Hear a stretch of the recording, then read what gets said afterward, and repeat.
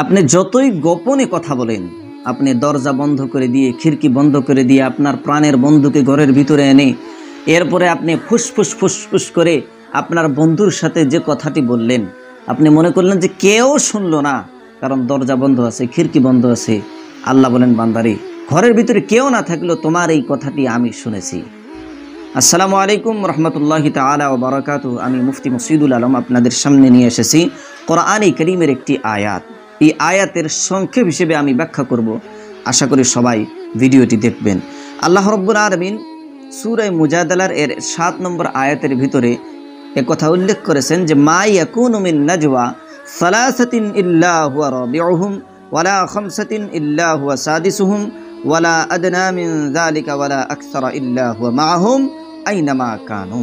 আল্লাহ তাআলা বলছেন মা ইয়াকুনু মিন নাজওয়া সালাসাতিন, তিনজন মানুষ কোনো এমন একটি জায়গা নেই যেই জায়গায় গিয়ে তিনজন মানুষ কানে কানে কথা বলবে, বুদ্ধি করবে, ইল্লা হুয়া রাবিউহুম, তবে চতুর্থ আমি আল্লাহ সেখানে উপস্থিত না থাকি।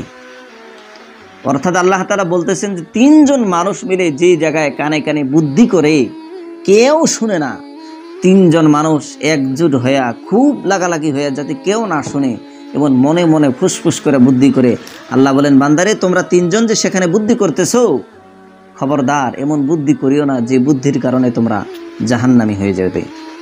কারণ তোমরা তিনজন যে জায়গায় বুদ্ধি করতেছো, তোমরা তিনজন মানুষ যে জায়গায় বসে প্ল্যানিং করতেছো, মনে রাখো চতুর্থ আমি আল্লাহ সুবহানাহু ওয়া তাআলা সেখানে আছি।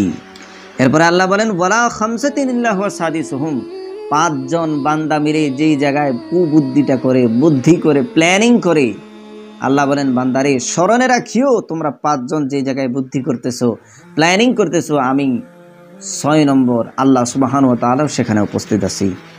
তোমরা আমাকে ভাবিও না যে আল্লাহ তাআলা আমার কথাগুলো শুনতেছে না, যে আমরা পাঁচজনেই বুদ্ধি করতেছি, এখানে 6 নম্বরে শোনার মতো আর কেউ নাই। আল্লাহ বলেন, না, বিষয়টি এমন নয় বান্দা, আমি আল্লাহ রাব্বুল আলামিন তোমাদের কথাগুলো শুনতেছি। সুতরাং তোমরা যদি পাঁচজন হও, মনে রাখবে তোমরা পাঁচজন, সেখানে আরো একজন আছে যার নাম হচ্ছে আল্লাহ সুবহানাহু ওয়া তাআলা। ওয়ালা আদনা মিন যালিকা ওয়ালা আকসারা ইল্লা হুয়া মাআহুম, বান্দারে, তোমরা যদি সংখ্যায় এর থেকে কমও হও, অর্থাৎ 3 জন হও, 4 জন হও, 5 জন হও, 6 জন হও, বা এর থেকে যদি বেশিও হও, আবার এর থেকে যদি কমও হও, ইল্লা হুয়া মাআহুম, মনে রাখবে আমি আল্লাহ সুবহানাহু ওয়া তাআলা তোমার সাথে আছি। আইনামা কানু, এ বান্দা, মনে করিও না যে শুধু তোমরা কোনো খোলা ময়দানের মধ্যে বসে যদি তোমরা এই প্ল্যানিংটা করো তখন আমি শুনবো, আর যদি তোমরা কোনো জঙ্গলের মাঝে চলে যাও, এরপরে কোনো একটা ঘরের ভিতরে চলে যেয়ে লাইট অফ করে দিয়ে, দরজা বন্ধ করে দিয়ে, খিড়কি বন্ধ করে দিয়ে এরপরে যদি বুদ্ধি করো, সেটা আমি আল্লাহ শুনবো না। বান্দা, এই ভুল ধারণা মনের ভিতরে কখনোই আনো না।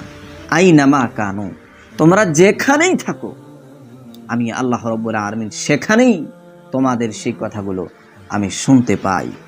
সুম্মা ইউনাব্বিউহুম বিমা আমিলু ইয়াউমাল কিয়ামা, বুদ্ধি করার সময় ভেবেচিন্তে বুদ্ধি করবা, কারণ তুমি যে কথাগুলো বুদ্ধি করতেছো, প্ল্যানিং করতেছো, এই প্ল্যানিং যদি সঠিক হয়, এই বুদ্ধিটা যদি ভালো হয় তাহলে তো ভালো কথা, আর যদি খারাপ বুদ্ধি হয়, কোরআনের আইনকে প্রতিষ্ঠা করতে দিবে না এই বুদ্ধি যদি তোমরা করো, আর এই মোলামাকে অসম্মানী করার বুদ্ধি যদি তোমরা করো, কোন কৌশলে আব্দুর রহমানের মেয়ের সাথে ধর্ষণ করা যায় বুদ্ধি যদি তোমরা করো, কোন কৌশলে কোন জায়গায় গিয়ে মদ পান করা যায় বুদ্ধি যদি তোমরা করো, সুম্মা ইউনাব্বিউহুম বিমা আমিলু ইয়াউমাল কিয়ামা, বান্দারে, তোমার বুদ্ধিটা শুধু বুদ্ধি থাকলো না, কিয়ামতের ময়দানে আমি আল্লাহ সুবহানাহু ওয়া তাআলা সেটা তোমাদেরকে জানিয়ে দিব যে আমার বান্দা 2024 সালের সেপ্টেম্বর মাসে অমুক তারিখে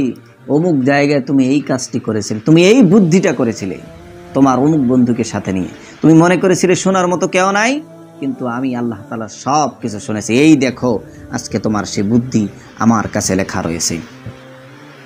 ইন্নাল্লাহা বিকুল্লি শাইইন আলিম, আল্লাহ বলেন, নিশ্চয়ই আল্লাহ তাআলা সমস্ত জিনিস জানেন। এই হলো আয়াতের ব্যাখ্যা। ব্যাখ্যাতে আর যাই না, এই আয়াতের দ্বারা আমরা বুঝতে পারলাম যে আমরা যে কথাই বলি, যে বুদ্ধিটাই করি, যে জায়গায় গিয়ে প্ল্যানিং করি, হোক না সেটা পাহাড়, হোক না সেটা জঙ্গল, হোক না সেটা ময়দান, হোক না সেটা কোনো ঘরের ভিতরে, আল্লাহ সুবহানাহু ওয়া তাআলা সর্বদা সর্ব জায়গায় আমাদের সমস্ত কথাগুলো শুনতেছেন। এর জন্য এর জন্য ভেবে চিন্তে আমাদেরকে কথা বলতে হবে, যাতে আল্লাহ তাআলা নারাজ হয়ে না যায়। কিয়ামতের ময়দানে যখন আল্লাহ আমাদের এই কথাগুলো, আমার প্ল্যানিংগুলো যখন আল্লাহ সুবহানাহু ওয়া তাআলা আমাদের সামনে পেশ করবে, তখন যাতে আমাদের এই প্ল্যানিংগুলো জান্নাতে যাওয়ার কারণ হয়ে বসে জাহান্নামে যাওয়ার কারণ যাতে না হয়। আল্লাহ তাআলা যাতে আমাদের সবাইকে এ কথা মনের ভিতরে গেঁথে রাখার তৌফিক দান করেন।